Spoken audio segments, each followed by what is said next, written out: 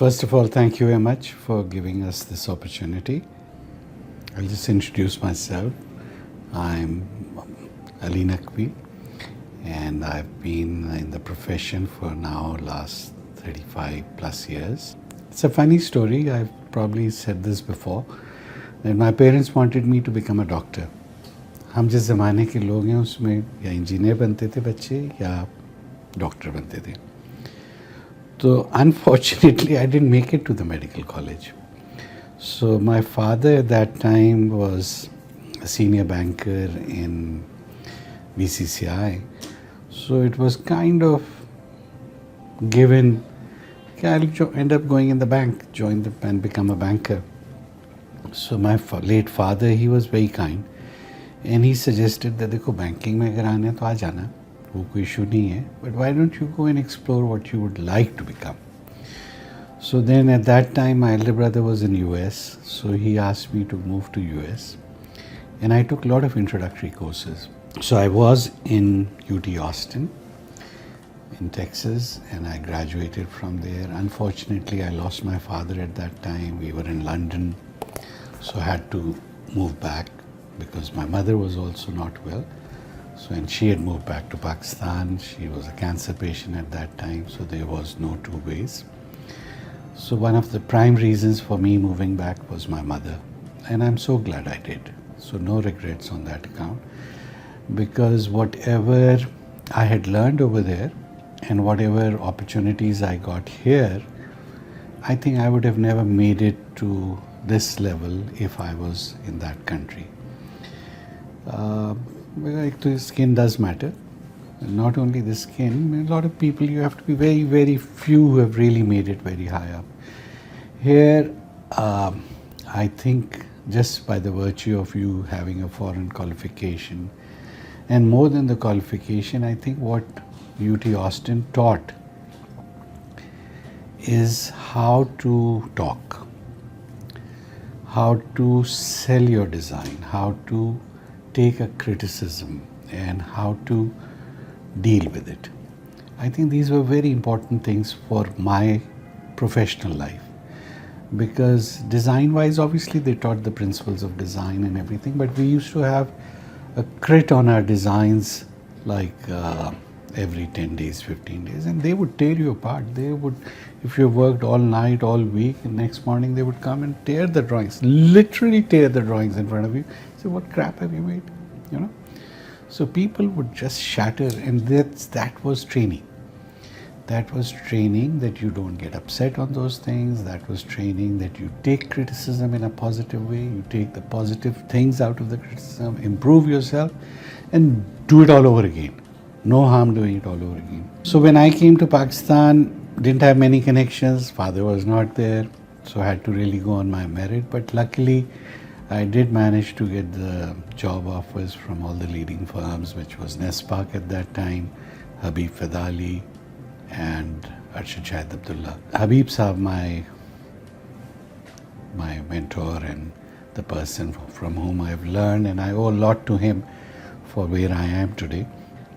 So Habib Fadali gave me the opportunity to work on Lahore University of Management Sciences. Sayyid Babar Ali at that time had commissioned Habib Saab for this university project, and he wanted somebody who had studied there. I had a little bit of knowledge of, international campuses, and obviously the qualification and degree was there. So it was a very, very good learning curve for me, and I'm so grateful to him for whatever he taught. So Alhamdulillah, I worked 5 years for Habib Saab, successfully started the Lums University and got the main academic block going at that time, and did the master plan for it, and did few other projects with him. But more than that, he had set the principles. So he had set the architectural principles for me, and he had set the principles of what I would see myself to be in next 20 years, 30 years, where I would like to have seen myself at that time. So there was a very clear path in my mind where I wanted to be, and thankful to my parents, their duas, and my guru, Mr. Habib Fadali. Alhamdulillah, I think whatever as an architect I wanted to achieve in life, I managed to do that. So I'm quite grateful to God and to all the people who helped me to be where I am today.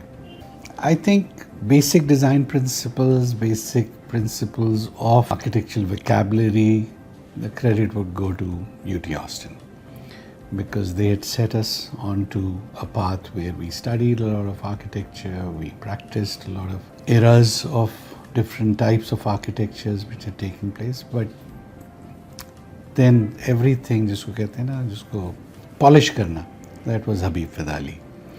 So Habib Fidali was somebody who was a firm believer of form follows function. Having that very deeply rooted into the design philosophy or the approach, so we do need to understand what the brief is. We must be conforming to that. The end product that you will get should be something, A, the client's, does it tick mark all the requirements, has it filled in that, and is it a satisfied, happy customer? If that has been achieved, I think job is done, and job probably is done well. And luckily, I've been lucky in the last 35, 40 years. We've got very good relationship with clients. I believe the urbanization has destroyed the fabric of the cities, especially for a city like Karachi. Because when we talk Karachi, unfortunately, the kind of growth Karachi has had and the amount of people who have been coming into the city was not able to take them so well. But neither we were able to support it as water supply or drainage of water or electricity or any other kind of respect for the neighboring buildings with respect to wind, air and light, which has resulted where we are today. I don't know how to undo that, but a serious master plan for the city of Karachi is missing. Whereas if we look at the same thing in Lahore, I think just by introduction of a major ring road around the city has expanded very well. We don't need to have everything cramped, into the main city, but the road networks, if they are broadened. Karachi has some beautiful coastlines. Karachi has some, and if you go, it goes all the way till Balochistan, and on the other side it goes all the way towards India. But we have just limited ourselves maximum to Hawke's Bay and Sandspit. Beyond that, nobody knows if Karachi does exist or the coastline exists. So I think that's a shame, and we should have explored more on expanding the city, making a better network of roads. And then the last but not, it's a killer, and I feel ashamed, responsible and guilty of the fact that we lose at least 2 to 3 lives per day just by sheer, mismanagement of traffic. And same case is about the disposal. The water does not get disposed after getting treated. Industrial waste does not get treated. So we are polluting our beaches, we're polluting our entire, marine life, and the results are coming. We are seeing what is happening. We are seeing what is happening to the health of people, to the sanity of the city, sanitation-wise, and the mental sanity as well. So I hope something can be done, and I think as Institute of Architects Pakistan, it's always shown the steps. Our senior architects like Arshad Abdullah and other senior people have really taken a lot of initiatives to make this city a better place. And we as a community of architects, we're always there for the government, for any of the NGOs to come forward and provide our services. A lot of times we've done them free of cost. So I think minus all this philanthropy which is taking place in Karachi would be a dead city. It would fall out in no time. So if not that I'm in support of the free food distribution and all that, because solution वो नहीं है किसी का पेट भरना है. Like I know of a certain community, and I really like their statement that we don't feed a fish, we teach how to catch a fish. And that is what is required. One thing which one must keep in mind is that there's so much to learn. And there's so much to learn from anybody and everybody. You know, everybody has a certain level of experience, knowledge, that they can teach you that. So I think one should never think that I'm Mr. Know-it-all. And that helped me a lot, that thinking. Because if you can continue to learn and go back to school, that helps a lot. So even after my graduation, I have gone back to LUMS, I have gone back to Harvard University for a year. So wherever I could get an opportunity, IBA, I have gone back to, a lot of institutes where I could maybe learn accounting, maybe I could learn music, maybe I could learn how to dance. So wherever you could learn something, learn it. And that helps a lot. So with respect to my seniors, yes, obviously, I told you that I feel I owe a lot of where I am today, repute and name and fame, to Mr. Habib Ali.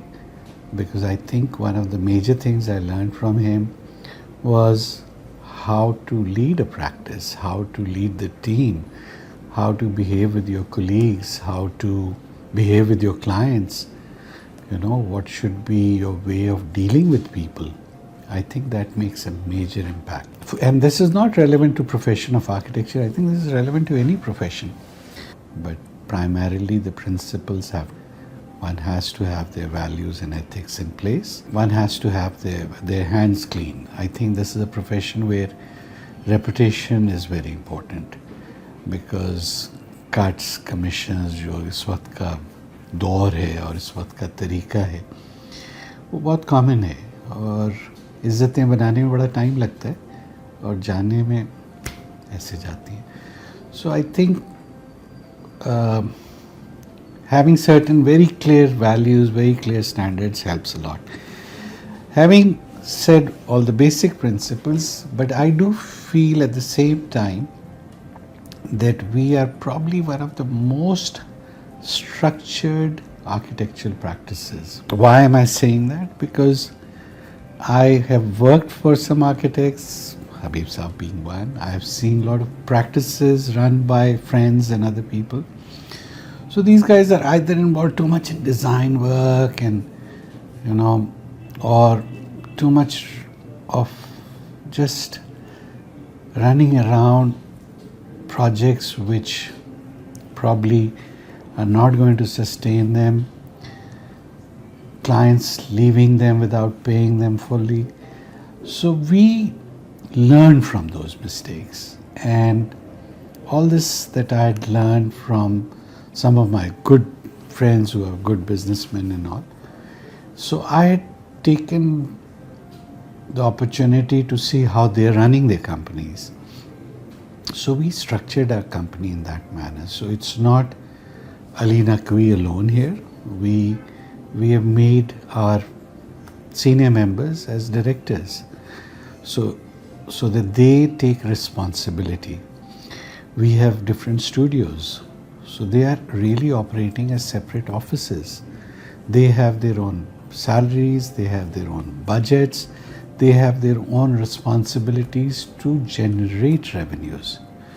Whatever they generate, whatever profits, they all come to the main office, and then the percentage of recoveries that they have made, they get a definite benefit for that. So there are incentives there for them, and I don't have to tell them fire this person, hire this person. I have nothing to do with it. They think they need 5 more people, they can go ahead and hire them without going through me. So no red tapeism. I deal with these 5-6 senior people. I interact with a lot of people down there, but design-wise, I deal with all the senior heads, and that's where we interact. I participate in all my client meetings. I'm there with my clients, and each studio rep is there with me in the meetings. Then we have a complete once a month board meeting, if you may call it, where we all sit down and we review our financials every month. We review what projects we are doing, how far we have gotten there, how much time did we spend on that, what more projects should we work on. So it's I think very few architects are running their practices in this manner. Like, I can tell you how much profit we'll make this year. So we know. I can tell you what is the budget for stationery, what is the budget for everything. So we budget everything. So I think I've enjoyed my profession, I've enjoyed my position in this office, I've enjoyed my interaction with my people. And we don't have I don't monitor who's doing what time they're coming, what time they're going. It's not enough my business. I need my work done, I need my clients happy. If that is happening, I'm a happy person. And Alhamdulillah, the people I'm working with, my team, my colleagues, I'm very happy with them, very satisfied with them. And I think they are also equally responsible for bringing us where we are today. I'm so glad I'm not a doctor. But having said that, maybe people say that I would have been a very good lawyer. But one of the things which I felt during one of these learning things I was talking about, so I took a course in philosophy and psychology. One of the best things I've done in my life was that psychology course. Because I think it's so important to understand why people are the way they are, why people behave in certain ways. And if one can find that out, and if one can learn how to communicate with people, इससे बड़ा talent कोई नहीं है, किसी भी field के लिए. If going back to the question, if I was to become something else, probably maybe a psychologist. I think architecture as a field itself is something where a lot of responsibility does come onto you. But I have interacted, my colleagues, my other friends, I think one of the best educations that we are giving out right now, it's not because I'm an architect. Trust me, it's not. But it's School of Architecture. I've seen people in medicine and engineering profession and law profession. ये एक अलग ही cult है, ये एक अलग ही दिमाग के लोग हैं. Because either you're in love with this profession or you're not in this profession. So those 5 years of School of Architecture, you start bonding with your colleagues. And like in UT Austin, the entire, we had 40,000 plus students. And School of Architecture were the only students who had the keys to the buildings. वो जो एक bonding बनती है और वो जो एक शुगल मेला सब कुछ जो होता है वहाँ पर, तो वो एक अलग ही आप mindset से बाहर आते हो. And obviously the responsibility comes in. You will be trusting me and my design with a lot of money of yours. My one wrong decision can lead to major disasters. So we have to plan our things properly. And before we plan, I think most important thing is to understand the brief, to understand the requirements. And then use your best of capabilities to come up with a solution. And the best thing about this field is that there's no one solution. It's not 2 + 2 4. It's not. This can have 50,000 iterations, whatever we have designed. And again, going back to Habib Saab, we would work all night without any worry about overtimes or no overtimes, पैसे मिलेंगे नहीं मिलेंगे. रात भर पूरी रात काम करके सुबह प्रेजेंटेशन करना है, शाम को प्रेजेंटेशन है, अगले दिन रात भर लगे हुए काम कर रहे हैं. सुबह को हबीब साहब would come in and he would look at the drawings and he would say, यार, why don't we change this? Don't you think it will look better? With all the presentation drawings ready. And in the morning he comes in and says, let's change this. And we would do it. And I am still blamed in my office for that you know, that there's something you're doing, there's something for which so much work has been done, and then you come in and you say, yeah, let's change it. But I think if it can improve, we must attempt to do that. It's not, people are going to live there, people are going to, you know, lead their lives from there, so work there, pray over there, you know, or whatever type of a building it is, or get treated there.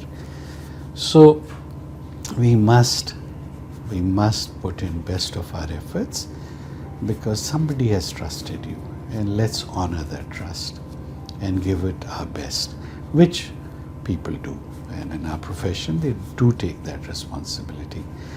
So architecture comes in with a lot of passion, with a lot of love for the profession. I don't think people are watching, you know, their watches at the time कि जी अब छुट्टी का time हो गया, काम है कर रहे हैं. So we don't operate 9 to 5 type of people. That's not the mindset here. Not that I try my best that my people should go home on time, because work, inshallah, I hope never finishes. I hope so. And it'll happen the next day, but we need to be organized. कि हम पहले उसको, जैसे मैंने शुरू में कहा था, कि we time it also, that we have to have certain targets met this week, so people would put in that much time into the project that they can still manage to. So it's all management. I think you can manage things. Some people just love working and sitting late. I'm not one of those people. So unless times आ जाते हैं कि हमें weekends लगाने पड़ जाते हैं, but majority of the time, 99% of the time, we let people go on their time. So going back to your question, what should be my message to younger lot? First one is, if you are in this profession, I'm sure if you've gone through the School of Architecture, you probably are already in love with the profession. And if you are, then give it your best. And you are, किसी से कम नहीं है कोई, you know. अल्लाह ने सबको अपनी अपनी सलाहियतें दी हैं, और लोगों के साथ अच्छे तरीके से पेश आएँ, अपने क्लाइंट्स को रिस्पेक्ट करें, और अपनी इंटेग्रिटी को उससे ज़्यादा रिस्पेक्ट करें. कि चीज़ें निकल जाती हैं, वक्त निकल जाती है, लेकिन रेपुटेशंस सबसे इम्पोर्टेंट है. बाकी खैर और राज़िकीन उसकी ज़ात है, रिस्क उसने वादा किया हुआ है, तो परेशान होने की क्या बात है. रिस्क वो देगा, आप मेहनत करें, रिस्क अल्लाह देगा. और लोगों को ऑनेस्टी के साथ, क्योंकि इस फील्ड में थोड़ा सा अब कट्स कमीशंस की जो बातें आ रही, उससे अपने आप को पाक रखें, साफ़ रखें. रिस्क हलाल में ज़्यादा बरकत है, और वही आगे लेके चलती है. और दूसरा, अपने माँ बाप की खिदमत करें, उससे सबसे ज़्यादा दुआएं हासिल करें, उसी में बरकत है, उससे ज़्यादा बरकत और किसी चीज़ में नहीं.